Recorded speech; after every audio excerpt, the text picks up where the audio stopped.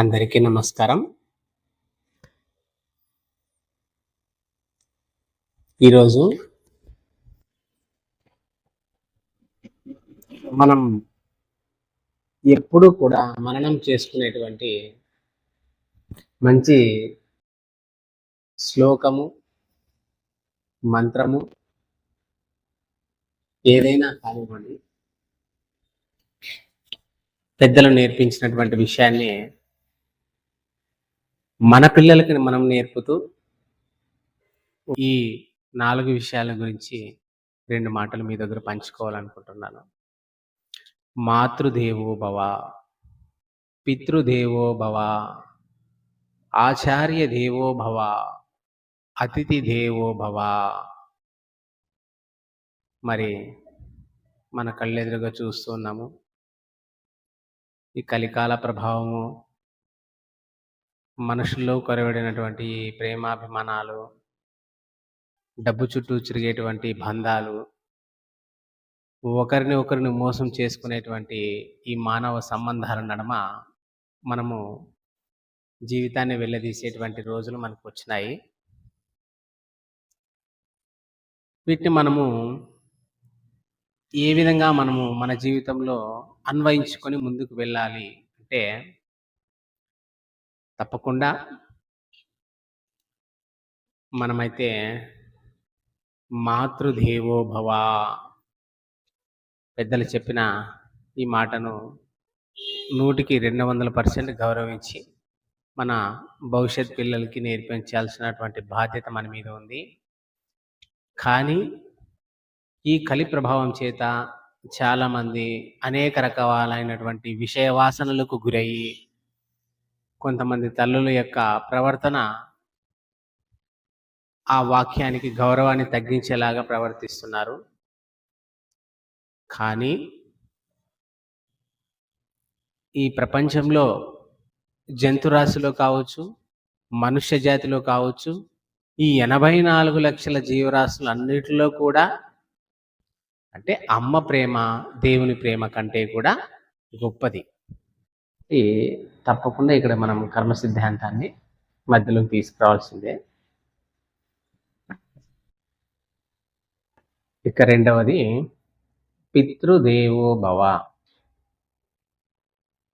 తండ్రిని భగవంతునితో సమానంగా పూజించాలి. దీని యొక్క అర్థం. కానీ చాలామంది కలికాలంలో తండ్రులు మనం చూస్తున్నట్లుగానే పిల్లల్ని విపరీతంగా మానసికంగా, శారీరకంగా వేధిస్తూ, వాళ్ళని చిత్రహింసలకు గురి చేస్తూ ఆ యొక్క గౌరవానికి మచ్చ తెస్తున్నారు. అందరూ అలాగే ఉండరు. కానీ కర్మానుసారంగా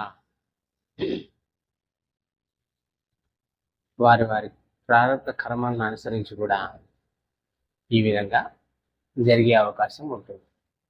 ఇక్కడ మనము తప్పక కర్మ సిద్ధాంతాన్ని తీసుకురావాల్సింది. అందరికీ మంచి తల్లిదండ్రులు, అందరికీ మంచి పిల్లలు అంటే ఇక్కడ తల్లిదండ్రులు మంచి వాళ్ళు అయినంత మాత్రాన పిల్లలు మంచి వాళ్ళు అవుతారు అనేది లేదు. పిల్లలు మంచి వాళ్ళు అయినంత మాత్రాన తల్లిదండ్రులు మంచి వాళ్ళు అవుతారు అనేది లేదు. మంచి తల్లిదండ్రులకి మంచి పిల్లలే పుట్టారు అంటే కారణం అది వాళ్ళ ప్రారంభానుసారంగా. మంచి పిల్లలకి మంచి తల్లిదండ్రులు దొరుకుతారనేది కూడా లేదు. అది వారి ప్రారంభానుసారంగా. కాబట్టి మన ధర్మం ప్రకారం, కర్మ సిద్ధాంతం ప్రకారం తప్పకుండా దీనికి మనం ప్రాముఖ్యత ఇవ్వాల్సి వస్తుంది. మనం ఏదైతే విత్తుకుంటామో దాన్ని దున్నుకుంటాము అనేటువంటి పెద్దల సామెతను మీరు విన్నారు. మనం ఏదైతే పంటను పండించాలనుకుంటే ఆ విత్తనాలు వేస్తే అదే పంటే వస్తుంది తప్ప వేరేది రాదు. మనం మంచి చేస్తే మంచి మనకు వస్తుంది, చెడు చేస్తే చెడే మనకు లభిస్తుంది. అదేంటి సార్, చాలా మందికి ఇప్పుడు చెడు వాళ్ళకి మంచి ఎక్కువగా జరుగుతుంది, మంచి వాళ్ళకి కష్టం ఎక్కువగా కలుగుతుంది, మంచి కాలం ఆడింది. నిజమే. కలియుగంలో మంచికైతే కాలం లేదు, తక్కువ ఉంది. 15% ధర్మం, 90% అధర్మం. ఏ దాంట్లో తీసుకున్నా కూడా ఆ విధంగానే జరుగుతా ఉంది. కాబట్టి దీనికి మనము కర్మ సిద్ధాంతాన్ని అన్వయించుకోవాల్సినటువంటి అవసరం ఉంది. అప్పుడే మనకు సమాధానం దొరుకుతుంది. ఇక ఆచార్య దేవోభవ, ముఖ్యంగా అప్పట్లో అంటే మన చిన్నతనంలో మనం చదువుకునేటప్పుడు ఆచార్యులందరూ కూడా అందరి పిల్లల్ని, చదివే పిల్లలందరినీ కూడా వాళ్ళు తమ సొంత పిల్లల్లాగా వారి పట్ల ప్రేమ, వారి పట్ల కోపం, ప్రేమ తండ్రిలాగా, కోపం గురువులాగా, ధైర్యం అమ్మలాగా, మాటలు స్నేహితుల్లాగా చెప్పి మనల్ని వాళ్ళు ఉత్సాహపరిచేవాళ్ళు, మంచి విషయాలు అందజేసేవాళ్ళు. ఆచార్యులతో పిల్లలకి అటువంటి ఉత్సాహపూరిత వాతావరణం లేదు. అటు మానసికంగాను, అటు సామాజికంగాను అగౌరవం పాలవుతుంది. తోటి వారికి కీడు చేసేదానికి కూడా ఏమాత్రం ఆలోచించడం లేదు. దీనికి అంతటికీ కారణం ఏమంటే ఆధ్యాత్మిక శక్తి లోపించడం, విచక్షణ జ్ఞానాన్ని కోల్పోవడం. కాబట్టి తప్పకుండా మనము ఆధ్యాత్మిక బోధనను అలవాటు చేసుకోవాలి. మనం అలవాటు చేసుకోవడం వలన విచక్షణ జ్ఞానం అనేటువంటిది మనతో పాటు మన పిల్లలకు కూడా అందజేయగలుగుతాం. మంచి చెడు విచక్షణను వాళ్ళకి అందజేయగలుగుతాం. ప్రేమ, సహకారం, విషయ పరిజ్ఞానం, సమాజ నడవడిక, వారి యొక్క బాధ్యతలు, ఏ ఏ విధంగా వాళ్ళు నడుచుకునేటువంటి విషయాలు అన్నీ కూడా మన పిల్లలకి మనం అందజేసిన వారు అవుతాం. అతిథి దేవో భవ. అతిథి దేవో భవ అంటే అతిథి దేవునితో సమానము. అంటే మన ఇంటికి వచ్చినటువంటి అతిథులను మనము సాక్షాత్ భగవత్ స్వరూపకంగా భావించి మనము వారికి అన్ని రకాలైనటువంటి మర్యాదలు, గౌరవము ఇవ్వాలి అనేటువంటిది మనకు ఇది తెలియజేస్తుంది. గతంలో ఉండేది, గత కాలంలో ఆ విధంగా అతిథులు ఉండేవారు. గృహస్థులు కూడా ఆ విధంగా అతిథులకు మర్యాద ఇచ్చేవాళ్ళు. వారిలో ఆ జ్ఞానము, ఆ మంచితనము, వారిలో ఒకరికొకరు సహాయం చేసుకునేటువంటి తత్వాలు ఎక్కువగా ఉండడం వలన, ధర్మం అనేటువంటిది ధర్మాచరణబద్ధంగా జీవించడం వలన గత కాలంలో అవి కూడా ఒప్పుకోవాల్సినటువంటి విషయాలే. కానీ అయ్యో పాపమని ఇప్పుడు మనం ఎవరికైనా సహాయం చేస్తే రోడ్లో వెళ్తా అంటారు, పొరపాటున అయ్యో పాపమని నడుచుకొని పోతున్నారు, బండి హ్యాపీ వాళ్ళని ఎక్కించుకొని ముందుకు పోయే తలకే ఇంకొక కొంతసేపుకి మూకుమ్మడిగా ఒక 5-6 మంది దాడి చేసి ఆ సహాయం చేసినటువంటి వ్యక్తిని గాయపరిచి, వీలైతే చంపేసి కూడా తన దగ్గర ఉన్నటువంటి బండి డబ్బులు తీసుకుపోయేటువంటి కాలాలు ఉన్నాయి.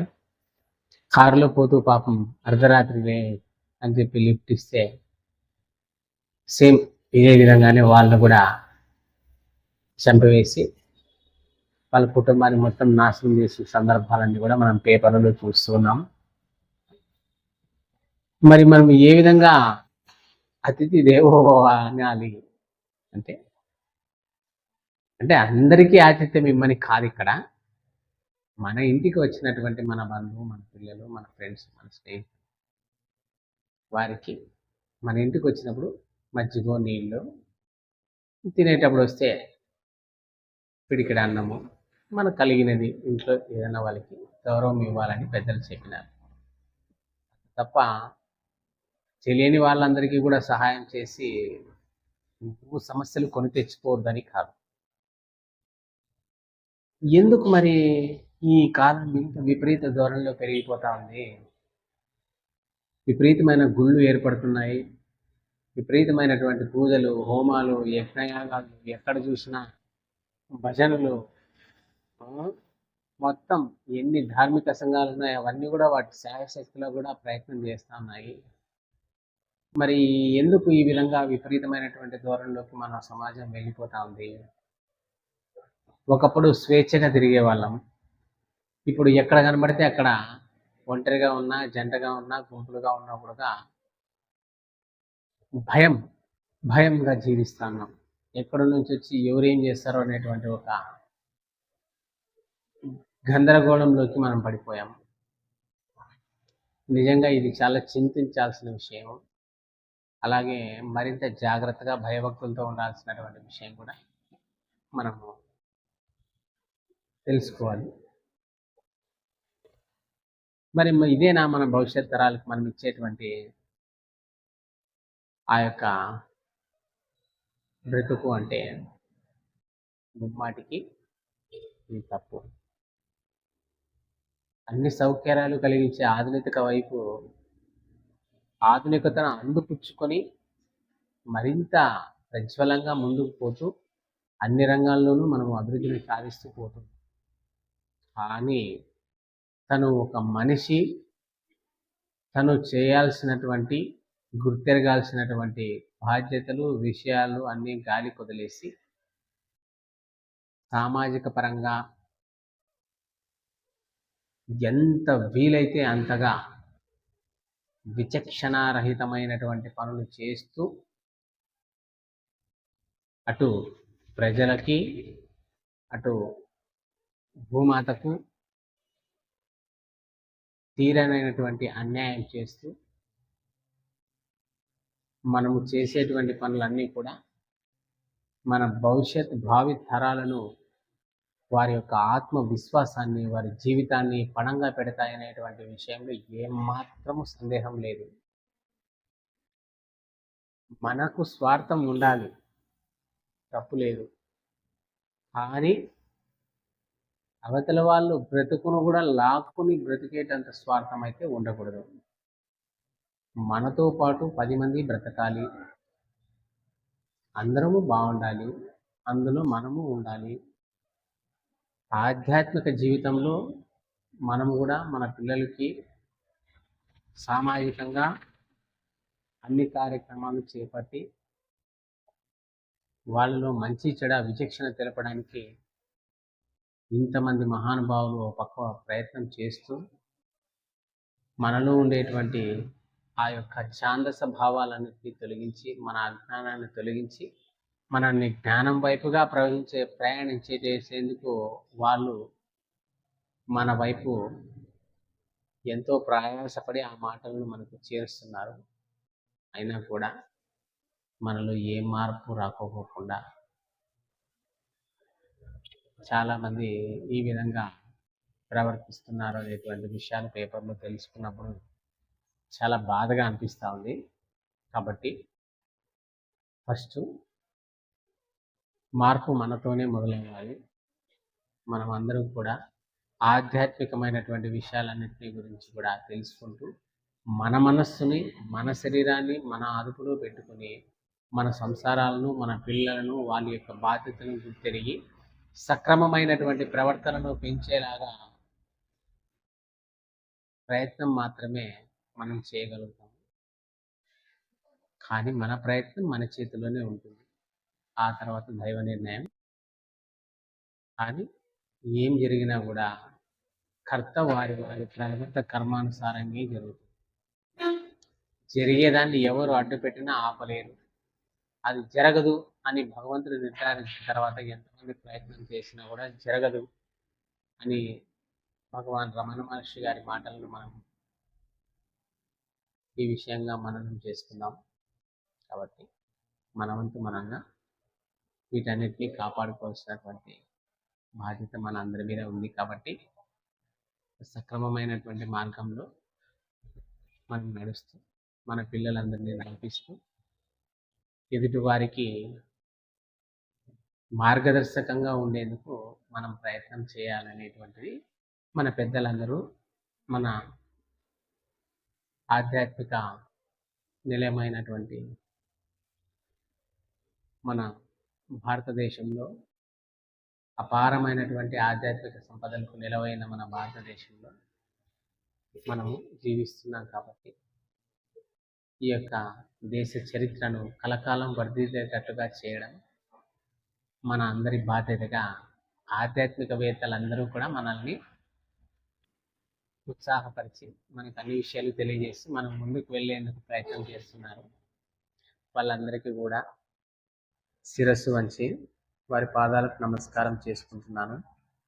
మన హిందూ సాంప్రదాయ ఉన్నతికి పాటుపడేటువంటి అందరికీ కూడా ఈ సందర్భంగా ధన్యవాదాలు తెలియజేసుకుంటూ సెలవు తీసుకుంటున్నాను. సర్వే జన సుఖినో భవంతు. మీ సతీష్ బాబు బంట్రోత్.